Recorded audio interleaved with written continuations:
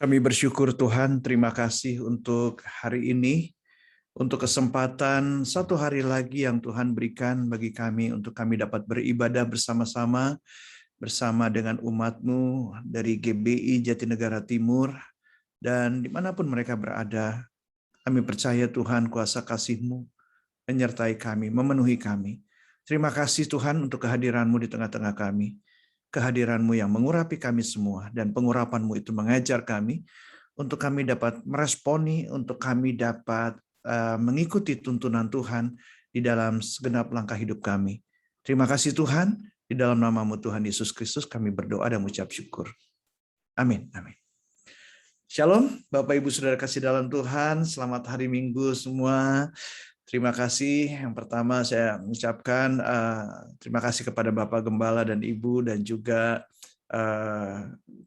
Kak Lim, dan juga Kak Yustiana, dan semua pengerja dari GBI Jatinegara Timur yang telah memberikan kesempatan kepada saya hari ini untuk kembali dapat berbagi, ya, berbagi pengetahuan, pengalaman, dan juga pesan Tuhan buat kita semua. Nah, saudaraku kasih dalam Tuhan, kita masih ada dalam ibadah secara online, ya. Tapi kalau kasih sudah mendalam, ya, bertemu lewat online, tetap aja berasa nyaman gitu ya. Puji Tuhan, puji Tuhan. Tadi waktu worship leader kita menanyakan, ada nggak yang mau kasih kesaksian gitu ya? Sebelum saya menyampaikan firman Tuhan ini, saya mau bersaksi, boleh ya, gitu ya? Karena dalam seminggu ini saya mengalami satu pengalaman yang luar biasa lewat dari kawan, dari teman, ya, jemaat yang meninggalkan kita semua, ya. Jadi justru lewat kedukaan yang dialami oleh manusia, orang yang meninggal dalam Tuhan itu pengalaman hidupnya tetap bisa memberkati kita. Ada teman kami, mamanya, dia seorang penginjil, misionaris dari Swiss. Dia tinggal di Malang, ya, di kota Malang. Bukan di kota Malangnya, sebetulnya dia tinggal di kampung, ya. Dia tinggal di desa. Umur 81 tahun, dia begitu sehat sekali. Umur 81 tahun, setiap hari jalan 4-5 kilometer. Setiap hari. Nah, satu hari dia mengalami sakit kakinya, ya. Kakinya sakit dan ada benjolan atau bengkak begitu. Dan dia sampaikan keluhannya kepada anaknya yang ada di Jakarta. Dan kemudian diperiksalah ke dokter. Singkat cerita, hasil pemeriksaan dokter, mamanya itu kena kanker. Dan teman-teman, kankernya itu cepat sekali menyebar. Langsung diobatin, diterapi, ya, di rumah sakit di Surabaya, ya. Tapi karena PPKM, akhirnya 1 bulan tidak bisa datang ke rumah sakit itu. Nah, di saat kondisi yang semakin lemah gitu ya, akhirnya setelah keluarganya bisa datang membesuk, dan singkat cerita pada waktu si mamahnya ini menyembah Tuhan, dia mengasihi Tuhan, dia sungguh-sungguh dengan Tuhan. Nah, waktu dia menyembah Tuhan itu, dia mendapat penglihatan, teman-teman. Dia mendapat penglihatan, dia melihat ada orang yang berjalan di atas air. Itu persis kejadian seperti di Alkitab. Petrus yang berjalan di atas air itu, ya, di Danau Tiberias gitu kan. Dan waktu dia lihat, dia pikir itu Petrus, penglihatan itu, tapi Tuhan yang berbicara kepada dia, Tuhan bilang gini, kamu perhatikan betul-betul, itu bukan Petrus, itu adalah kamu, katanya. Ya. Nah, seperti cerita di dalam Alkitab, Petrus yang sempat hampir tenggelam, lalu dia meraih tangan Tuhan Yesus dan akhirnya dia tidak tenggelam. Demikian juga di dalam penglihatan itu, Tuhan berkata kepada mamanya teman kami, Tuhan bilang, yang kamu perlukan adalah aku, katanya. Jadi setelah dia berusaha berobat, ya, terapi dan sebagainya, Tuhan ingatkan, yang kamu butuhkan adalah aku. Dan mamanya teman saya itu langsung meresponi, yes Tuhan, amin. Nah, Saudara, apa yang terjadi? Ini keajaiban. Ya, ini keajaiban. Beberapa tahun sebelum mamahnya itu meninggal, mamanya pernah ngomong sama anaknya. Dia ngomong begini, kalau mama meninggal, kira-kira mukanya mama bagus atau jelek ya, gitu kan. Nah, saudara, apa yang terjadi? Beberapa hari sebelum mamanya dipanggil Tuhan, hasil pemeriksaan dokter, itu kansernya hilang. Jadi bersih sama sekali tubuhnya. Dan pada waktu dia masih di rumah sakit, anak mantunya kumpul dari malam, sama-sama berdoa, menyembah Tuhan. Hanya itu aja yang dilakukan berjam-jam. Jam 5 pagi, mamanya dipanggil Tuhan. Jadi, hal yang memberkati kami semua, mamanya itu meninggal bukan karena kanker. Karena memang waktunya sudah selesai. Dan yang luar biasa, teman-teman, pada waktu meninggal, semua yang lihat jenazahnya itu kaget, bingung, karena wajahnya itu bisa dikatakan 30 tahun lah kira-kira lebih muda daripada usianya. Senyum, kelihatan muda, dan tidak ada kesakitan sama sekali. Nah, pada waktu mamanya meninggal itu, anaknya baru periksa semua barang-barang mamahnya, ya. Dan waktu membaca buku harian mamanya, di situ anaknya terkejut, ya. Ternyata mamanya ini seorang pendoa syafaat yang rajin, dia menulis setiap tanggal lahir orang-orang dia kenal, didoakan. Jadi kelihatan betul dari buku hariannya itu, dari agendanya, dari catatan hariannya, mamanya seorang yang intim sama Tuhan. Nah, ini yang luar biasa, teman-teman. Ada perbedaan orang yang hidup betul-betul melekat dengan Tuhan. Meninggalnya tuh beda dengan orang yang tidak kenal Tuhan. Orang yang mengenal Tuhan dengan benar, hidup intim sama Tuhan, pada waktu dia sudah meninggal, jenazahnya pun sudah betul-betul udah kaku gitu ya. Tapi cerita hidupnya masih tetap bisa memberkati kita semua yang masih hidup. Nah, oleh karena itu ada banyak kesaksian lagi, tapi karena waktu ya, karena waktu itu saja yang saya bisa saksikan, dan semoga itu bisa memberkati kita semua dan menguatkan apa yang menjadi pesan atau judul khotbah kita di minggu ini. Why do bad things happen to good people? Kenapa sih hal yang jelek sering kali terjadi pada kehidupan orang yang justru baik-baik aja? Orang yang hidup benar, tapi kok mengalami keadaan yang tidak baik. Nah, saudara, ini adalah pertanyaan yang sering muncul di benak orang Kristen.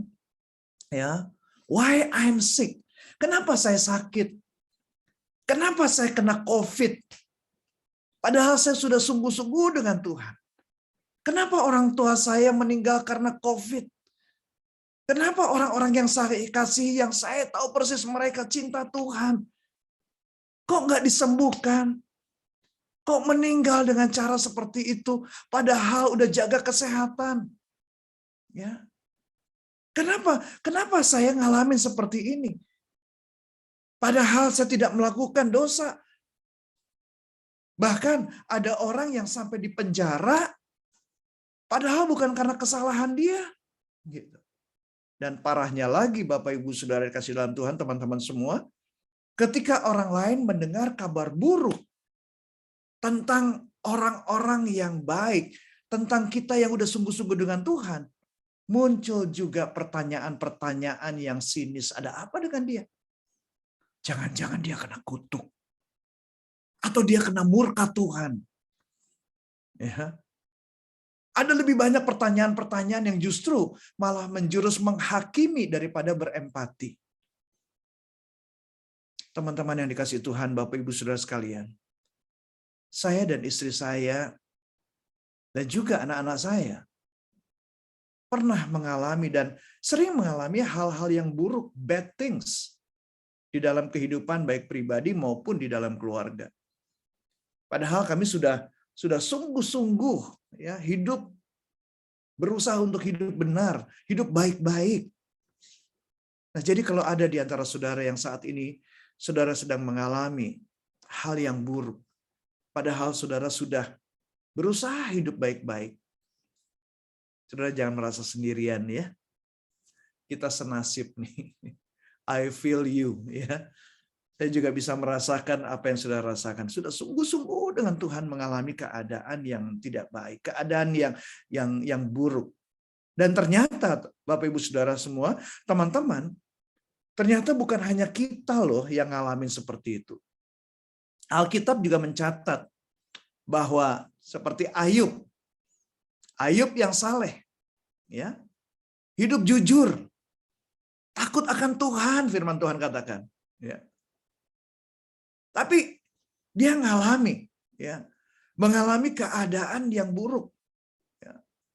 Dia orang yang kaya, ya, satu hari ternak yang begitu banyak, punya anak juga 10 anaknya, ya.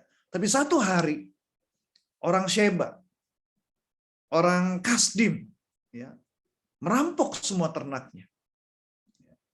Kemudian ada lagi api dari langit, ya, menyambar ternaknya, menyambar orang yang jaga ternaknya. Satu hari lagi ada angin ribut, membuat atap rumahnya roboh, dan semua anak-anaknya mati. Ayub mengalami keadaan yang buruk, bad things. Padahal dia seorang yang saleh. Yusuf, seorang yang hidupnya kudus, cinta Tuhan. Tapi kok dia bisa dibuang ke sumur, dijual jadi budak oleh saudara-saudaranya sendiri. Ya. Kemudian juga dia sudah bekerja sungguh-sungguh di rumahnya Potifar, difitnah lagi sama istrinya Potifar, masuk penjara, ngalamin keadaan yang nggak enak, bad things. Naomi, wanita yang tekun dalam iman, tapi dia nggak pernah absen dari masalah dan kesusahannya kan? Ada kelaparan di negerinya, di Bethlehem, Yehuda. Lalu Naomi bersama dengan suami dan kedua anak dan menantunya, mereka ngungsi ke Moab. Tapi apa yang terjadi di sana, belum lama dia tinggal di Moab, suaminya meninggal, lalu disusul juga sama kedua anak laki-lakinya juga meninggal. Dan karena peristiwa yang dialaminya, sampai Naomi menyebut dirinya sendiri adalah Mara. Mara yang dalam bahasa Ibrani berarti pahit. Mengalami keadaan yang buruk. Paulus yang hidup bagi Kristus, tapi dia nggak pernah absen dari masalah. Berkali-kali mengalami aniaya, berkali-kali mengalami bad things, keadaan yang buruk. Nah, pertanyaannya adalah, apakah hal yang buruk yang terjadi atas orang-orang pilihannya Tuhan itu karena Tuhan nggak tahu? Ya, apa Tuhan ketiduran? Atau Tuhan bingung? Karena begitu banyak masalah yang dihadapi oleh anak-anaknya, sampai Tuhan bingung, sampai Tuhan pikir, aduh gimana ya caranya ya? Apa begitu? Saya kira enggak, teman-teman. Ya. Dan puji Tuhan, firman Tuhan menjawab pertanyaan saya, dan semoga ini juga menjawab pertanyaan Bapak Ibu Saudara teman-teman semua. Mari kita lihat di dalam Yeremia 18 ayat 1 sampai 6. Firman yang datang dari Tuhan kepada Yeremia bunyinya, pergilah dengan segera ke rumah tukang periuk. Di sana aku akan memperdengarkan perkataan-perkataanku kepadamu, kata Tuhan. Lalu pergilah aku ke rumah tukang periuk, dan kebetulan ia sedang bekerja dengan pelarikan. Apabila bejana yang sedang dibuatnya dari tanah liat di tangannya itu rusak, maka tukang periuk itu mengerjakannya kembali menjadi bejana lain menurut apa yang baik pada pemandangannya. Kemudian datanglah firman Tuhan kepadaku, bunyinya, masakan aku tidak dapat bertindak kepada kamu seperti tukang periuk ini, hai kaum Israel? Ya. Demikianlah firman Tuhan. Sungguh, seperti tanah liat di tangan tukang periuk, demikianlah kamu di tanganku, hai kaum Israel. Nah, Bapak Ibu Saudara kasih dalam Tuhan, ayat ini menyatakan metafora Allah dalam membentuk karakter umatnya. Ya. Tuhan sangat memperhatikan karakter kita. Untuk dibentuk seturut dengan karakter Kristus. Lewat keadaan-keadaan di mana Allah bisa mengizinkan umatnya mengalami situasi-situasi yang tidak sesuai dengan yang diharapkan.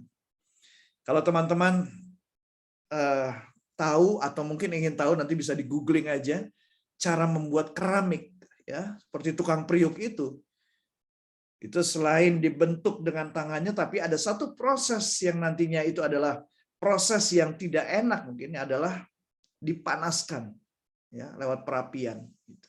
Ya, jadi ada keadaan-keadaan situasi yang tidak enak, tidak sesuai dengan harapan kita yang memang Tuhan izinkan untuk membentuk kita.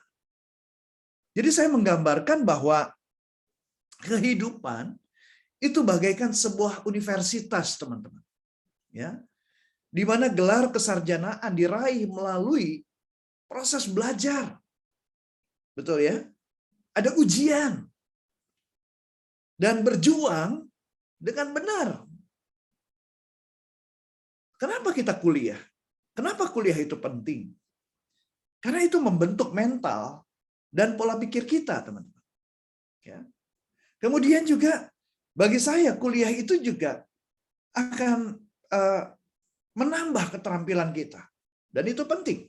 Ya. Wawasan kita juga akan semakin bertambah, ya. Dan itu sangat berpengaruh, ya, kepada karir pekerjaan kita ke depannya, bukan? Nah, satu lagi, metode belajar di bangku kuliah pasti berbeda dengan waktu kita masih TK atau SD, SMP, SMA, begitu kan? Ya. Bentuk ujiannya juga berbeda-beda, teman-teman. Ya. Ada yang tertulis, ada yang lisan, atau dalam bentuk membuat presentasi dan sebagainya. Nah, demikian juga kehidupan kita sebagai orang percaya dalam proses pemurnian, ya, sanctification, pendewasaan rohani. Jadi ketika kita sudah dibenarkan, justification, ya, kita dibenarkan. Kita mengalami kelahiran baru, kita dibenarkan, dan selanjutnya inilah proses yang kita jalani sekarang ini, teman-teman. Kehidupan yang kita jalani ini adalah proses sanctification, pemurnian, pendewasaan rohani, ya, di mana kita menghadapi berbagai tantangan, godaan-godaan, betul? Ya, seperti waktu kita kuliah kan, proses belajar, kadang lagi malas, tapi kita harus belajar. Ya, ada tantangan, uang kos belum dikirim sama orang tua, gitu kan? Uang makan belum dikirim, wah ini tantangan tersendiri nih, gimana caranya? Wah, ada yang kerja sambilan begitu kan? Ya, macam-macam, teman-teman. Ya, ada ujian hidup yang harus kita lewati. Walaupun hidup kita sudah baik-baik saja, tapi satu hal yang kita harus pahami, orang yang baik di mata Tuhan bukan berarti sudah sempurna, teman-teman. Ya. Seorang mahasiswa semester 2, baru semester 2 nih, IPK-nya sudah hampir 3 nilai IPK-nya, angkanya. Mahasiswa semester 3, IPK-nya sudah 3 lebih, 3, sekian. Belum bisa diwisuda, teman-teman. Belum bisa jadi sarjana, karena dia masih harus menyelesaikan sekian semester lagi. Untuk mencukupi sekian ratus SKS, gitu kan, sebagai persyaratan. Artinya, mahasiswa semester 2, semester 3 masih harus belajar lagi. Masih harus ada ujian-ujian yang mereka harus tempuh untuk memenuhi persyaratan sebagai sarjana strata 1. Kan gitu. Ya kan? Nah, demikian juga kita sebagai orang percaya. Mungkin kita lulus satu ujian. Tapi selama hayat masih dikandung badan, masih ada nafas kehidupan ini, sekalipun kita cinta Tuhan dan Tuhan juga sayang sama kita, potensi kita melakukan kesalahan masih tetap aja ada, teman-teman. Iya kan?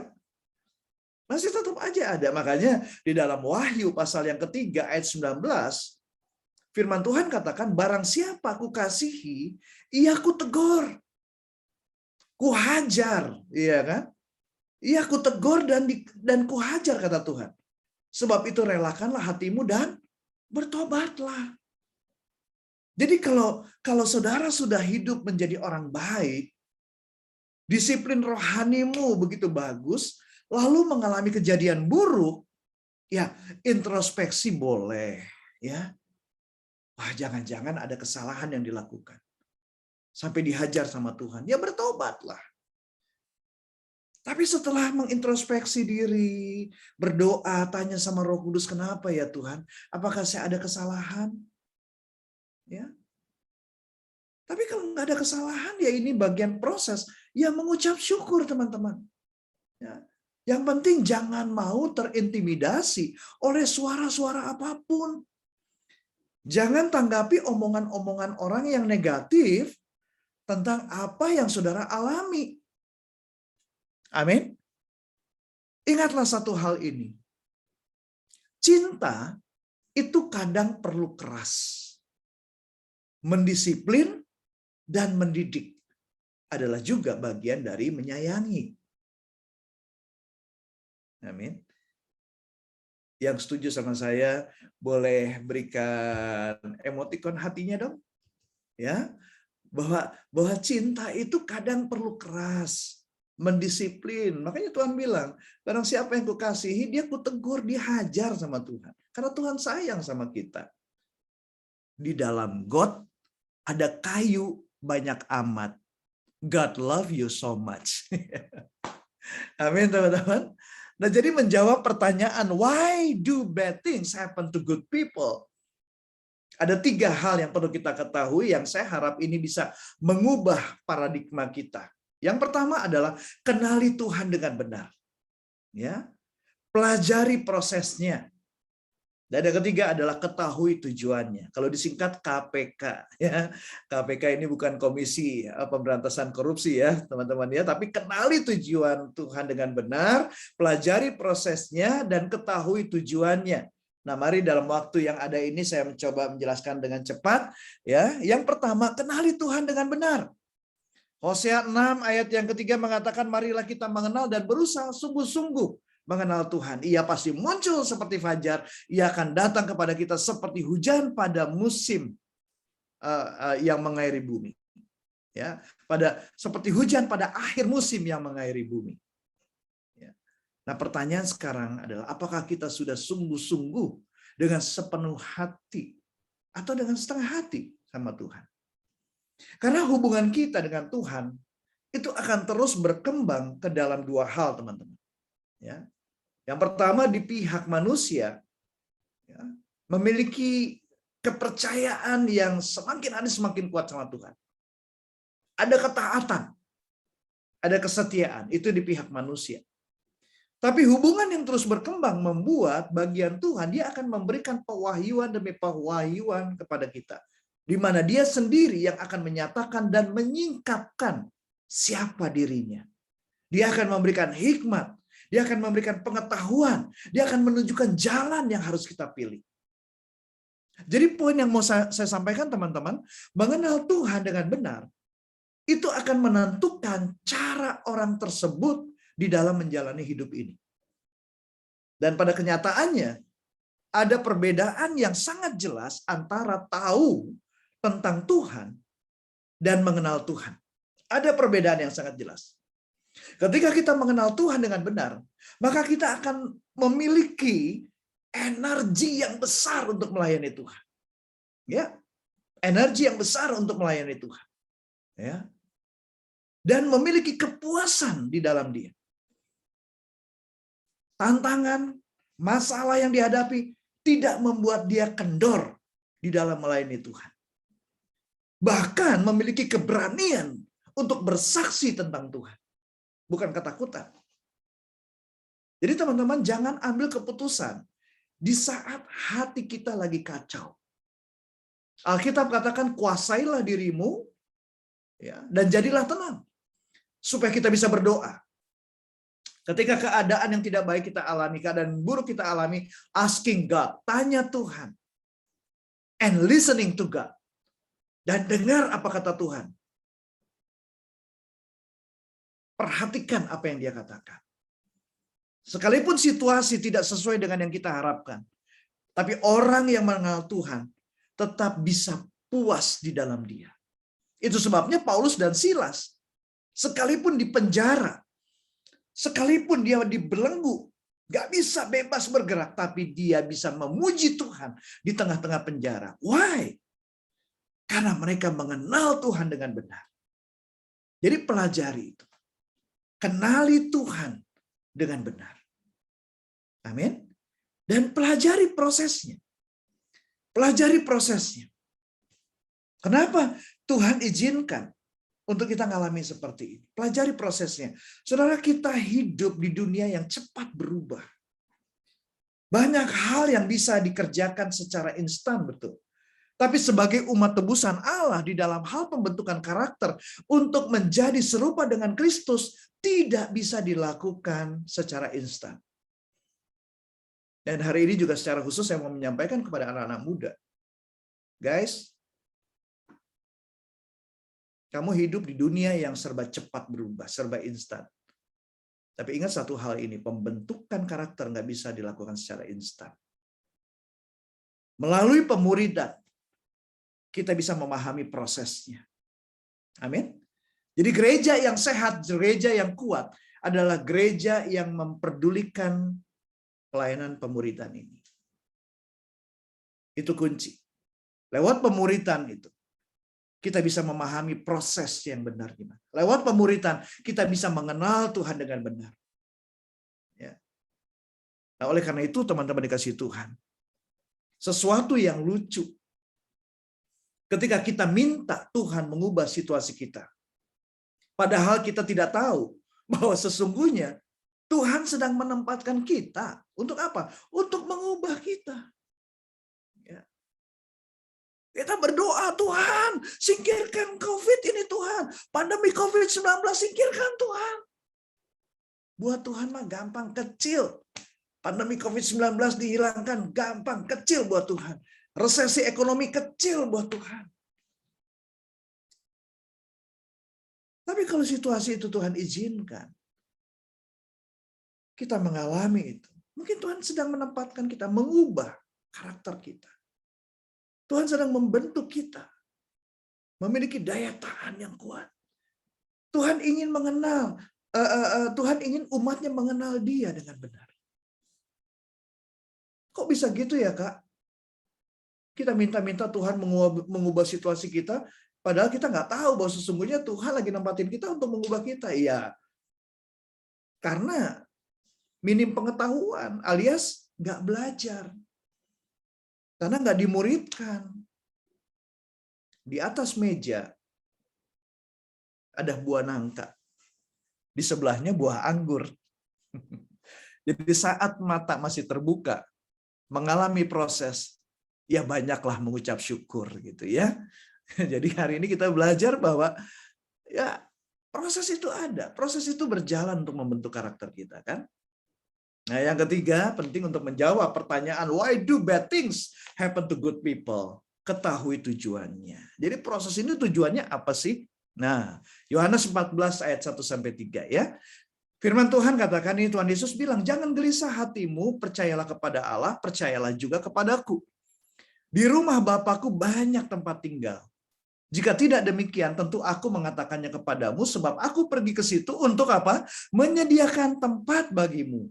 Dan apabila aku telah pergi ke situ dan telah menyediakan tempat bagimu, aku akan datang kembali dan membawa kamu ya ke tempatku. Supaya di tempat di mana aku berada, kamu pun berada. Ya. Jadi teman-teman, kenali Tuhan dengan benar.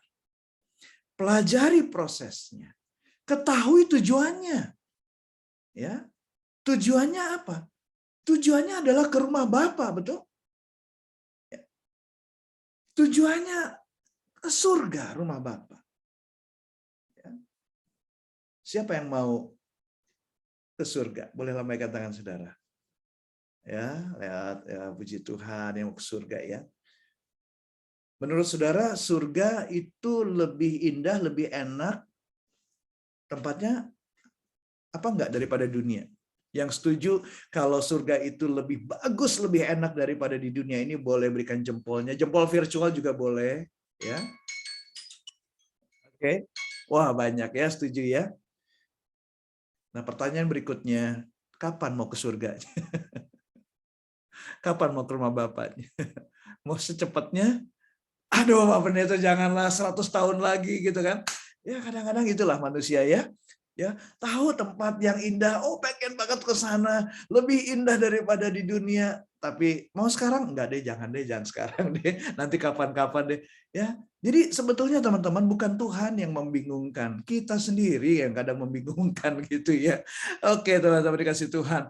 Jadi untuk sampai ke sana, maka kita harus memiliki karakter Kristus. Ya. Nah, kan kembali lagi teman-teman, ya. Karena mahasiswa yang baik itu tahu bahwa di kuliah tujuannya untuk meraih gelar sarjana, maka mereka nggak kendor dalam belajar.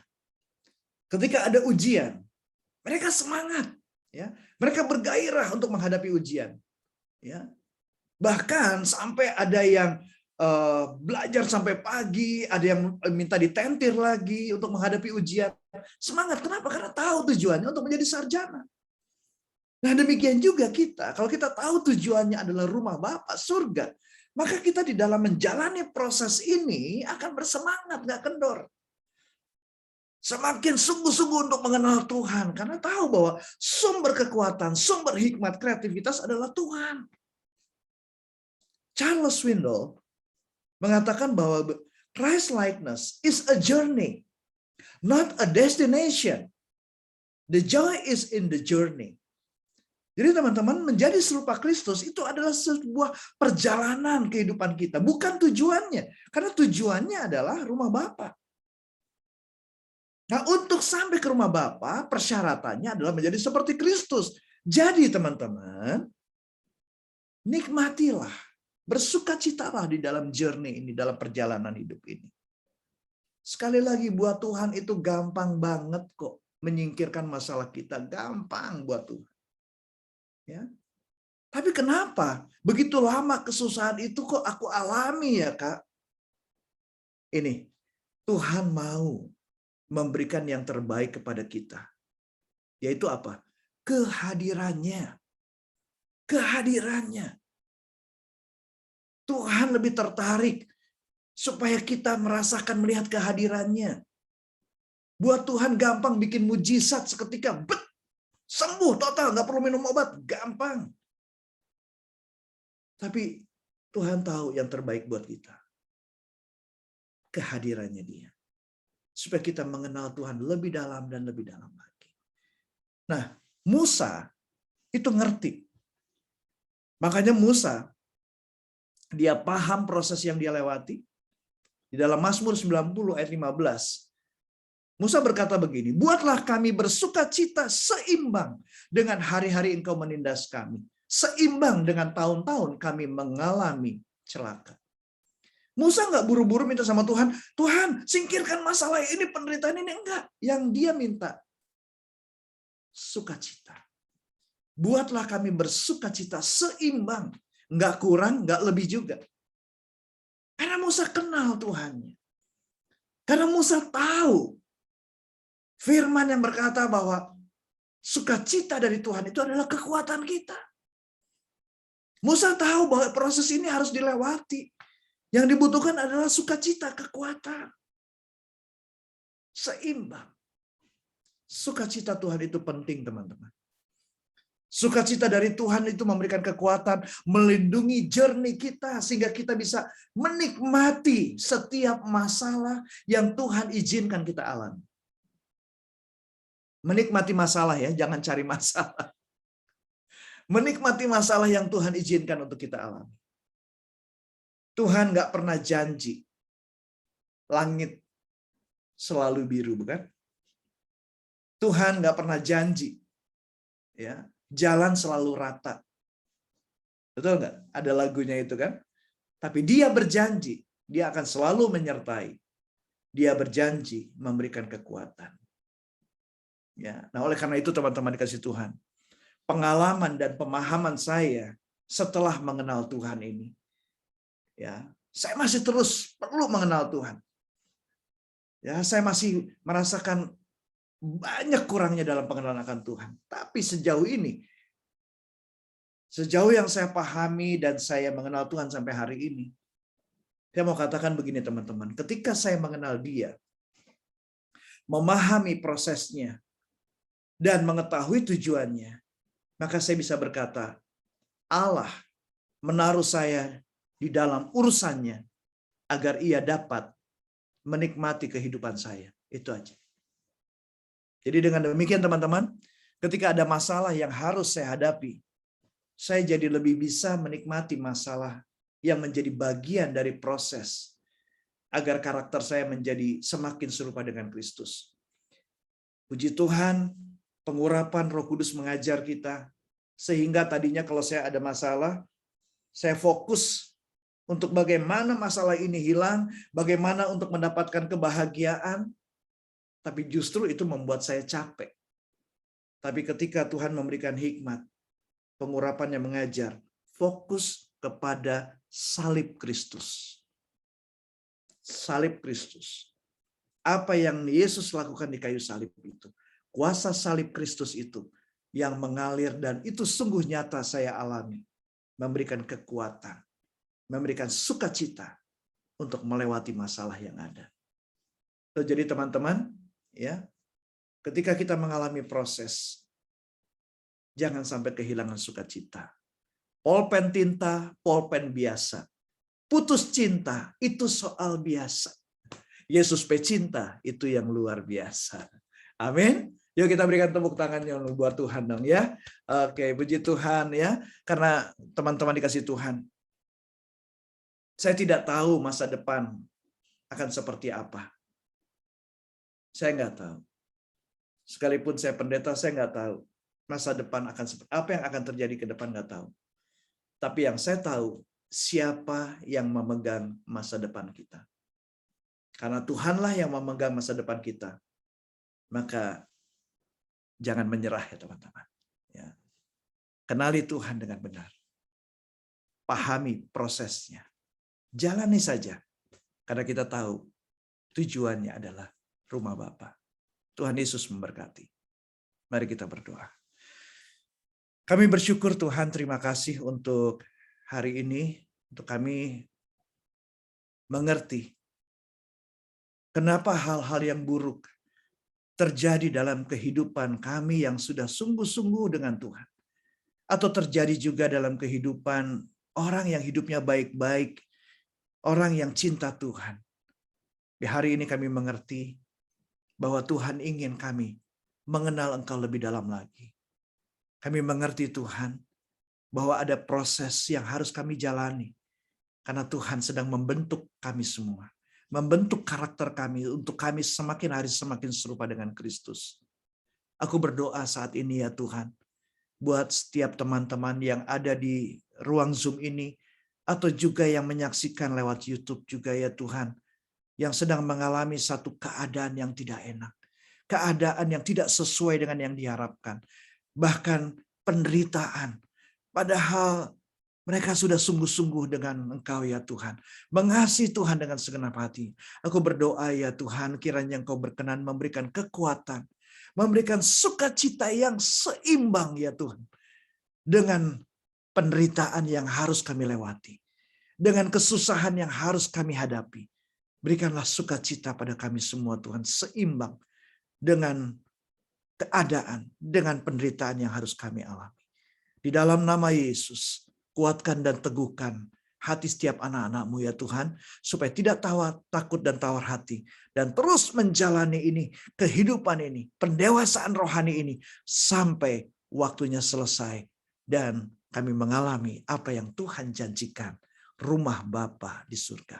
Di dalam nama-Mu Tuhan Yesus Kristus kami berdoa dan mengucap syukur. Amin. Amin.